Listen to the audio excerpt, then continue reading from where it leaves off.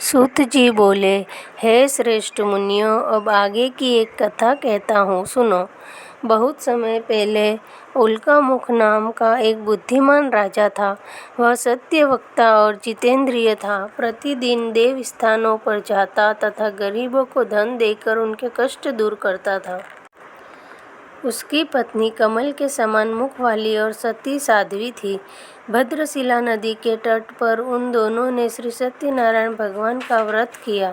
उस समय वहाँ एक साधु वैश्य आया। उसके पास व्यापार के लिए बहुत सा धन था। वह नाव को किनारे पर ठहरा कर राजा के पास आ गया और राजा को व्रत करते हुए देख विनय से पूछने लगा, हे राजन, भक्ति युक्त चित्त से यह आप क्या कर रहे हैं? मेरी सुनने की इच्छा है, सो आप यह मुझे भी बताइए। राजा बोले, हे साधु, अपने बंधु बांधवों के साथ पुत्रादि की प्राप्ति के लिए यह महाशक्तिवान श्री सत्यनारायण भगवान का व्रत व पूजन कर रहा हूँ। राजा के वचन सुनकर साधु आदर से बोले, हे राजन, मुझसे इसका सब विधान कहो। मैं भी आपके कथा अनुसार इस व्रत को करूँगा। मेरे भी कोई संतान नहीं है और इससे निश्चय ही होगी। राजा से सब विधान सुन व्यापार से निवृत्त हो वह आनंद के साथ अपने घर गया। साधु वैश्य ने अपनी स्त्री को संतान देने वाले उस व्रत का समाचार सुनाया और प्रण किया कि जब मेरे संतान होगी तब मैं इस व्रत को करूँगा। साधु ने ऐसे वचन अपनी स्त्री लीलावती से कहे। एक दिन उसकी स्त्री लीलावती पति के साथ आनंदित हो सांसारिक धर्म से प्रवृत्त होकर श्री सत्यनारायण भगवान की कृपा से गर्भवती हो गई तथा 10वें महीने में उसके यहाँ एक सुंदर कन्या का जन्म हुआ।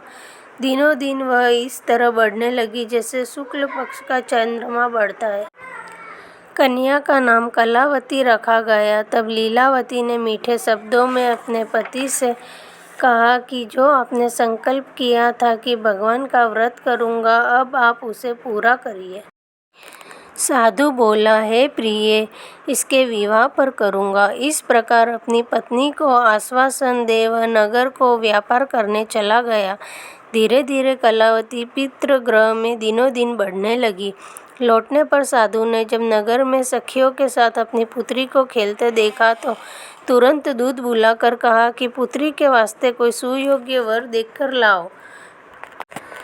साधु वैश्य की आज्ञा पाकर दूत कंचन नगर पहुंचा और वहां पर बड़ी खोज और देखभाल कर लड़की के लिए सुयोग्य वणिक पुत्र को ले आया। उस सुयोग्य लड़के को देख साधु ने अपने बंधु बांधवों सहित प्रसन्नचित्त होकर अपनी पुत्री का विवाह उसके साथ कर दिया। किंतु दुर्भाग्य से वह विवाह के समय भी यह व्रत करना भूल गया। तब श्री भगवान क्रोधित हो गए और उन्होंने वेश्या को श्राप दिया कि तुम्हें दारुण दुख प्राप्त होगा। अपने कार्य में कुशल साधु बनिया जमाता सहित नावों को लेकर व्यापार करने के और वहाँ दोनों ससुर जमाई चंद्रकेतु राजा के उस नगर में व्यापार करने लगे। एक रोज भगवान श्री सत्यनारायण की माया से प्रेरित कोई चोर राजा का धन चुरा कर भागा जा रहा था, किंतु राजा के दूतों को आता देखकर चोर ने घबरा कर भागते हुए राजा के धन को वहीं चुपचाप रख दिया जहाँ वो ससुर जमाई ठहरे हुए थे। जब दूतों ने उस साधु वैश्य के पास राजा के धन को रखा देखा तो वे दोनों को बांध कर ले गए और प्रसन्नता से दौड़ते हुए राजा के समीप जाकर बोले, यह दो चोर हम पकड़ कर लाए हैं, देखकर आज्ञा।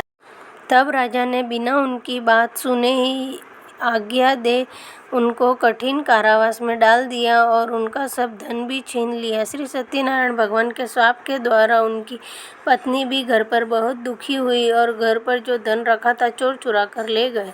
शारीरिक व मानसिक पीड़ा तथा भूख प्यास से अति दुखित हो अन्न की चिंता में कलावती कन्या एक ब्राह्मण के घर गई। वहाँ उसने सत्यनारायण भगवान का व्रत होते देखा। फिर कथा सुनी तथा प्रसाद ग्रहण कर रात को घर आई। माता ने कलावती से कहा, हे पुत्री, तू अब तक कहाँ पर थी? वह तेरे मन में क्या है? कलावती बोली, है माता, मैंने एक ब्राह्मण के घर से सत्यनारायण भगवान का व्रत होते देखा है। कन्या के वचन सुनकर लीलावती भगवान के पूजन की तैयारी करने लगी। लीलावती ने परिवार और बंधुओं सहित श्री सत्यनारायण भगवान का पूजन किया और वर मांगा कि मेरे पति और दामाद शीघ्र आ जाए। साथ ही प्रार्थना की कि हम सबका अपराध क्षमा करो। श्री सत्यनारायण भगवान इस व्रत से संतुष्ट हो गए और राजा चंद्रकेतु को स्वप्न में दर्शन देकर कहा, हे राजन, जिन दोनों वेश्यों को तुमने कैद कर रखा है वे निर्दोष है। उन्हें प्रातः ही छोड़ दो और उनका सब धन जो तुमने ग्रहण किया है दे दो, नहीं तो मैं तेरा धन, राज्य, पुत्रादि सब नष्ट कर दूंगा। राजा से ऐसे वचन कहकर भगवान अंतर्ध्यान हो गए। प्रातःकाल राजा चंद्रकेतु ने सभा में अपना स्वप्न सुनाया और सैनिकों को आज्ञा दी कि दोनों वणिक पुत्रों को कैद से मुक्त कर सभा में लाया जाए। दोनों ने आते ही राजा को नमस्कार किया। राजा मीठे वाणी में अपनी गलती की क्षमा मांगी और उनसे कोमल वाणी में बोला, हे महानुभाव, भाग्यवश आप लोगों को ऐसा कठिन दुख प्राप्त हुआ है। अब आपको कोई भय नहीं। ऐसा कहकर राजा ने उनको नए नए वस्त्र आभूषण पहनाए तथा उनका जितना भी धन लिया था उससे 2 गुना धन देकर आदर सहित विदा किया। दोनों वेश्य अपने घर को चल दिए। इति श्री सत्यनारायण भगवान व्रत कथा या तृतीय अध्याय संपूर्ण।